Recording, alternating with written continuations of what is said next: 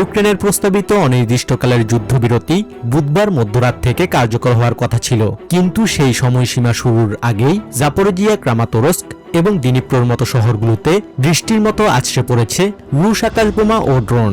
বিশেষ করে জাপোরিজিয়া শহরে রুশ বাহিনীর বোমা এবং ড্রোন হামলায় প্রাণ হারিয়েছেন 12 জন। এটি আমাদের শহরের উপর একটি নিষ্ঠুর হামলা। শত্রুরা প্রথমে 4টি গাইডেড বোমা দিয়ে আঘাত করে এবং এরপর পরিকল্পিতভাবে শাহেদ ড্রোন দিয়ে আক্রমণ চালায়। দীর্ঘ সময় ধরে আমাদের জরুরি পরিষেবা ও উদ্ধারকর্মীরা ঘটনাস্থলে পৌঁছাতে পারছিলেন না।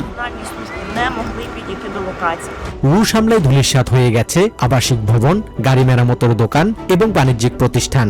উদ্ধারকর্মীরা যখন ঘটনাস্থলে পৌঁছান, ঠিক তখনই দ্বিতীয় দফায় ড্রোন হামলা চালায় রুশ বাহিনী। প্যারামেডিকরা রক্তাক্ত ও মুমূর্ষ আহতদের সেবা দিতে হিমশিম খাচ্ছেন।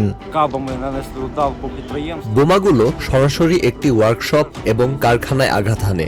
আমরা দ্রুত ঘটনাস্থলে পৌঁছে যাদের মারাত্মক রক্তক্ষরণ হচ্ছিল তাদের প্রাথমিক চিকিৎসা দেই। আমি একাই 4-5 জন গুরুতর আহত মানুষকে চিকিৎসা দিয়েছি।